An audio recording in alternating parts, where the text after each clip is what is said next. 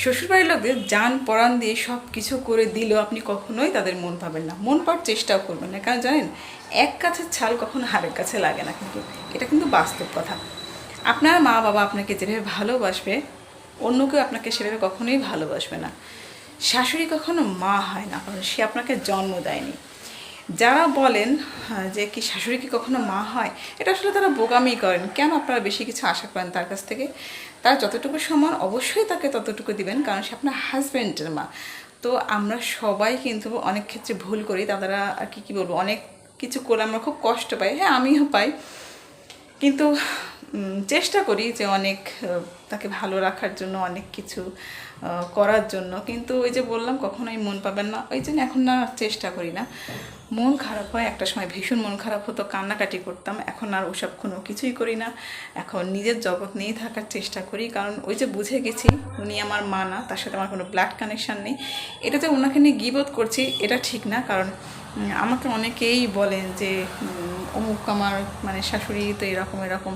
তো এইসব বলে আসলে লাভ নেই, কারণ ওই যে বললাম, তার যতটুকু সম্মান আপনি ততটুকু অবশ্যই দিবেন, তবে অতিরিক্ত কারো কাছ থেকে আশা করবেন না। যেখানে এক্সপেকটেশনটা বেশি থাকে সেখানে কষ্ট বেশি থাকে। যাই হোক, বাই দ্য ওয়ে, আমার পিছনে যে স্টিকারটা দেখছেন, এটা আমি নতুন নিয়ে আসা হয়েছে বাসায়। আরেকটা স্টিকার নেওয়া হয়েছে, সেটা আপনাদেরকে দেখাই, চলুন। এই যে, ভালোই লাগছে কিন্তু দেখতে। হ্যাঁ, আপনারা কমেন্টে জানাবেন কেমন হয়েছে। আমি একটু ব্যাক ক্যামেরায় দেখাই। এই যে দেখুন, দারুণ লাগছে না? এটা অনেকেই এখন ব্যবহার করছে আমাদের এদিকে, দেখতে কিন্তু ভালোই লাগছে। অনেক কালার ছিল, তবে আমার হাজব্যান্ড এটাই নিয়ে এসছেন। কালার কেন জানি হালকা নিয়ে এসছে।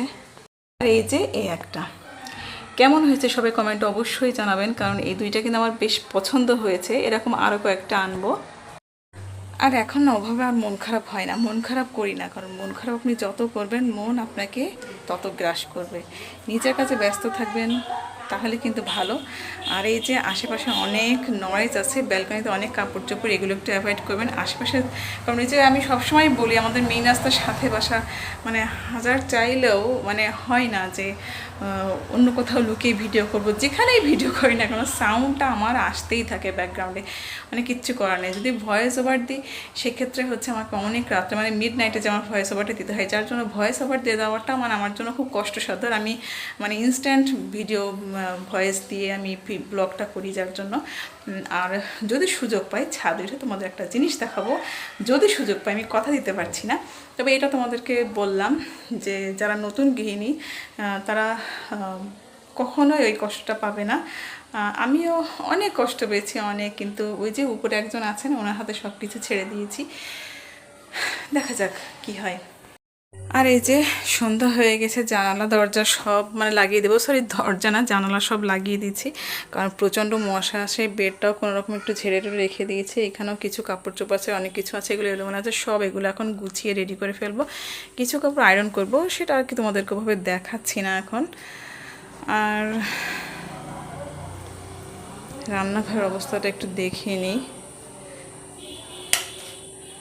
রান্নাঘরে, ও সরি, মনে ছিল না, আমি এখানেও সব পরিষ্কার করে রেখে গিয়েছিলাম, ক্লিন করে গেছিলাম অবশ্য। সব কিছুই ওকে আছে। এবার আমি ভাতটা বসিয়ে দিব রাইস কুকারে। আর এই যে দেখুন, পাশের এক ভাবি তাদের গাছের কলা দিয়ে গেছে। কলাগুলো এত মিষ্টি, সাধারণত সাগর কলা খুব বেশি মিষ্টি কিন্তু হয় না, একটু পানসে পানসে হয়, কিন্তু এই কলাগুলো খুবই মিষ্টি। তো বন্ধুরা, ভেবেছিলাম যে আয়রন করার ব্লগটা তোমাদের দেখাবো না, কিন্তু আসলে সময় নেই, খুব দ্রুত আমার আয়রনটা সেরে ফেলতে হবে, এছাড়াও ব্লগটার প্রয়োজন, যার জন্য আমি দুইটা কাজ একই সাথে করার চেষ্টা করছি। ঠিক আছে, যেটা বলছিলাম, এই যে সংসারের খুঁটিনাটি সমস্ত কাজই কিন্তু আমরা করি। হ্যাঁ, তারপরও কিন্তু দিন শেষে শুনতে হয় বউরা কোনো কাজ করে না। Very sad. আরেকটা বিষয়, শ্বশুরবাড়ি আসলে আপনি আপনার নিজের চারিত্রিক সার্টিফিকেটটা অলরেডি পেয়ে যাবেন।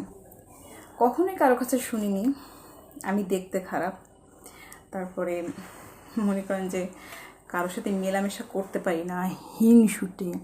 এখানে আসলে সমস্ত সার্টিফিকেট পেয়ে যাবেন, 1 সেকেন্ডও দেরি হবে না।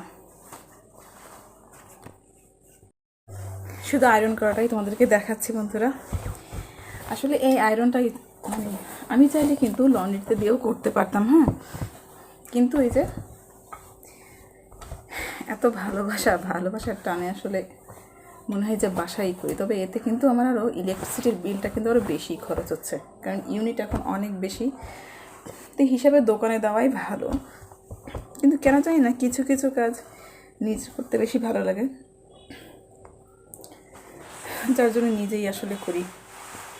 কি করব, এই কাজগুলো সেরে নিয়ে আমি ঘরটা ঝাড়ু দিব।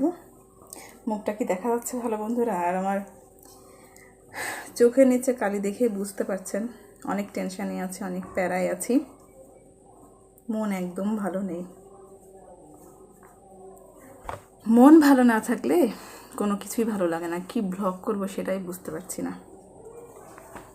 কিন্তু তোমাদের কাছে ওই যে প্রতিদিন আসতে হবে, কারণ কি তোমরা আমার একটা ভালোবাসার জায়গা, একটা অভ্যাস হয়ে গেছে, না আসলে ভালোই লাগে না। তো কাজটা সব কিছু শেষ করে ফেলেছি বন্ধুরা, আর ভিডিওটা আজকে এ পর্যন্তই। আজকে একটা র্যান্ডম ভিডিও শেয়ার করলাম, আগামীকাল থেকে ইনশাল্লাহ খুব সুন্দর সুন্দর ভিডিও তোমাদেরকে উপহার দেব। আর সবাই দোয়া করবে আমার মনটা যেন খুব দ্রুত ভালো হয়ে যায়, আমি যেন সব কিছু ওভারকাম করার চেষ্টা করতে পারি। ইনশাল্লাহ পারবো, কারণ দুঃখটাকে যত আঁকড়ে ধরে রাখবো দুঃখ আমাকে তত কি বলবো ঘোরাতেই থাকবে। তো আজকে এই পর্যন্ত, সবাই ভালো থেকো, সুস্থ থেকো, আমার জন্য বেশি বেশি দোয়া করো। আর হ্যাঁ, কমেন্টে জানিও আমার ভিডিওটা ভালো লাগে কিনা। আল্লাহ হাফেজ, টাটা, টেক কেয়ার।